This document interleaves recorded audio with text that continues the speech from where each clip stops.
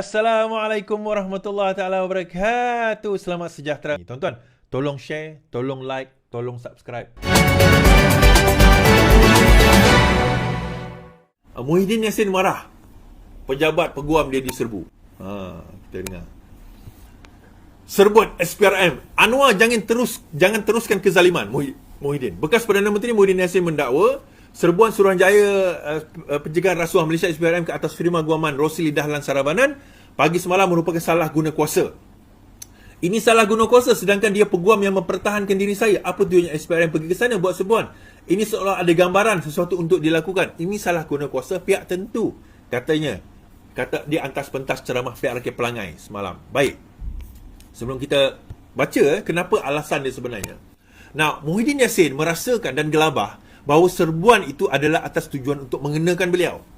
Okay, dia mula gelabah kat situ. Dia kata kenapa perlu nak diadakan serbuan ke atas peguam beliau? Kan? Dia tak tahu apa yang berlaku. So, jadi SPRM menjelaskan.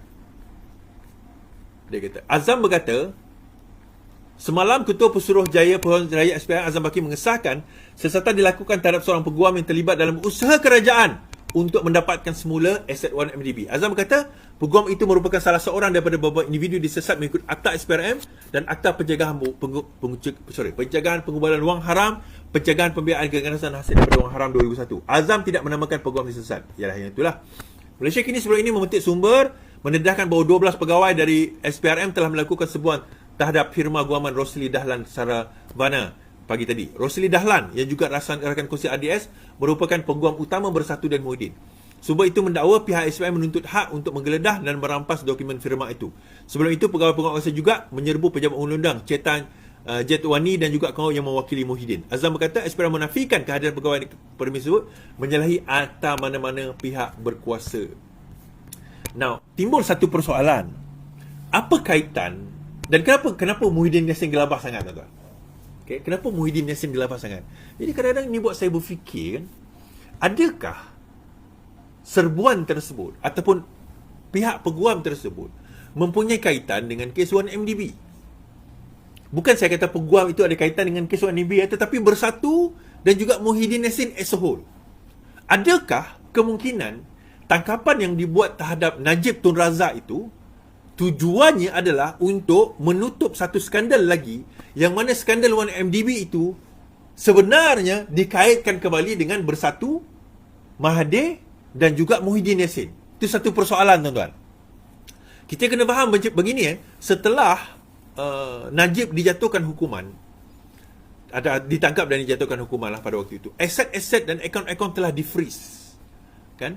Berkaitan dengan NDB telah di-freeze. Tetapi pada zaman 2018, Menteri KDN-nya adalah Muhyiddin Yassin. Perdana Menterinya adalah Mahathir Mohamad. AGC yang dilantik adalah Tommy Thomas.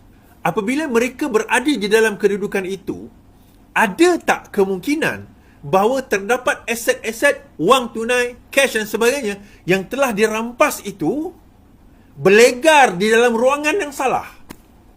Maksud saya, sepatutnya dia pergi kepada vault-vault yang tertentu lah. Tetapi ada tak kemungkinan bahawa aset-aset itu sebenarnya tidak pergi pun kepada pihak polis, tidak pergi pun kepada pihak SPRM, tetapi telah pergi ke tempat-tempat tertentu di mana terdapat penyakauan di sebalik ketidaksedaran kerajaan pada waktu itu. Jadi ini menyebabkan timbul persoalan. Bagaimana peguam Muhyiddin Yassin boleh dikaitkan, peguam Muhyiddin Yassin dan Bersatu boleh dikaitkan dengan 1MDB yang memegang aset 1MDB? Itu jadi satu persoalan.